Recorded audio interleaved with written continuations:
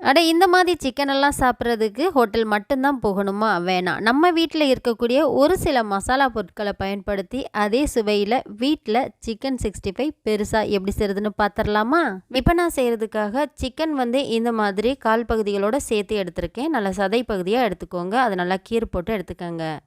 இதுக்கு வந்து சிக்கன் 65 மசாலா சேர்த்துருக்கேன். அது கூடவே மஞ்சள் தூள், மிளகாய் தூள், கரம் மசாலா, காஷ்மீர் சில்லி மிளகாய் தூள், இஞ்சி பூண்டு பேஸ்ட்டு, கொஞ்சமாக உப்பும் சேர்த்துருக்கேன். 2 டேபிள் ஸ்பூன் ஆயில் சேர்த்துக்கோங்க. பாதி லெமன். இது கூடவே 1 டேபிள் ஸ்பூன் வரைக்கும் கார்ன்ஃப்ளவர் மாவு. கொஞ்சமாக தண்ணி ஊற்றி மசாலா எல்லாத்தையுமே இந்த மாதிரி திக்னஸாக மிக்ஸ் பண்ணி எடுத்துக்கோங்க. இப்போ எல்லா மசாலாவுமே சிக்கனுக்கு படுற அளவுக்கு நல்லா தேய்ச்சி விட்டுருங்க. இது எல்லாத்தையும் தேய்ச்சி விட்டுட்டு ஒரு 15 நிமிஷத்துக்கு அப்படியே ஊறட்டும். ஊறினதுக்கு அப்புறமா தான் நம்ம பொரிக்க ஆரம்பிக்கணும். அடுத்ததாக ஒரு 4-5 டேபிள் ஸ்பூன் ஆயில் ஊற்றிக்கோங்க. நல்லா அகலமான கடாயாக இருக்கணும். சிக்கன் எல்லாத்தையும் சேர்த்துட்டு இதை வந்து இந்த மாதிரி திருப்பி திருப்பி விட்டுக்கோங்க.